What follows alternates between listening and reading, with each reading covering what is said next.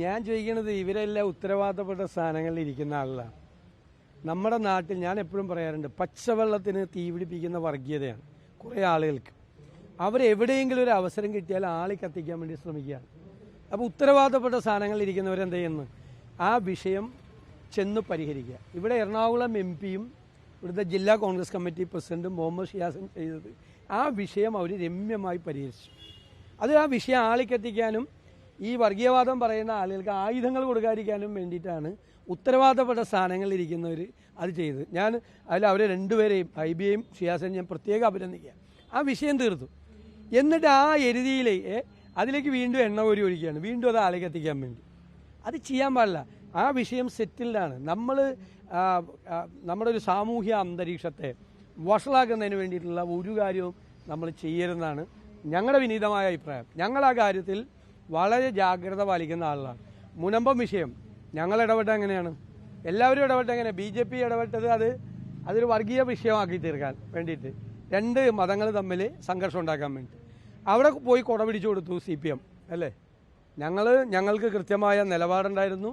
ഞങ്ങൾ കൃത്യമായ കാര്യങ്ങൾ മുനമ്പത്തെ കാര്യത്തെക്കുറിച്ച് പറഞ്ഞു. ഇപ്പോൾ മുനമ്പം വിഷയത്തിൽ ഹൈക്കോടതി വിധി അത് തന്നെ, വഖഫ് ഭൂമി അല്ല എന്നുള്ള നിലപാട് വന്നു. ഇനിയിപ്പോൾ അവർക്ക് ടൈറ്റിൽ കൊടുക്കണം. ഇതൊക്കെ ഗവൺമെൻറ് അപ്പം തന്നെ ചെയ്ത് ഈ വിഷയങ്ങൾ വീണ്ടും ആളിക്കത്തിക്കാതിരിക്കാനുള്ള ആളിക്കത്താനുള്ള സാധ്യതകളെ ഇല്ലാതാക്കുകയാണ് വേണ്ടത്. അപ്പോൾ അത് ക്ലോസ് ചെയ്യേണ്ട ചാപ്റ്ററാണ്, ചർച്ച ചെയ്യരുത്. നമ്മൾ മനസ്സിലാക്കേണ്ടത് ഇതിനു വേണ്ടി കാത്തിരിക്കുന്ന കുറേ ആളുകളുണ്ട് എന്ന് നമ്മൾ മറക്കരുത്.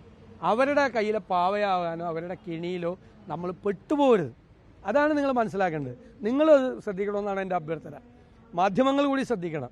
നമ്മുടെ നാട്ടിൽ നിലനിൽക്കേണ്ട ഒരു സാമൂഹ്യ ബന്ധങ്ങൾ, അത് ചെറിയ വിഷയങ്ങളൊക്കെ നമ്മൾ വലുതാക്കി കൊണ്ടുവന്ന് അത് വഷളാക്കരുത്. സാമൂഹ്യ അന്തരീക്ഷം കേടാക്കരുത്. അത് കേരളത്തിന് വേണ്ടി കൂടിയാണ് ഞങ്ങൾ പറയുന്നത്.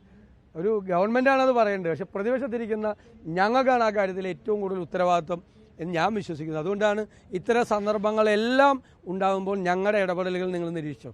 ഞങ്ങൾ ഈ ഒരു ലൈനിലാണ് പോകുന്നത്. സമാധാനിപ്പിക്കാറാണ് പതിവ് എല്ലാവരും, ഇതുമായിട്ട് ബന്ധപ്പെട്ട ആളുകൾ.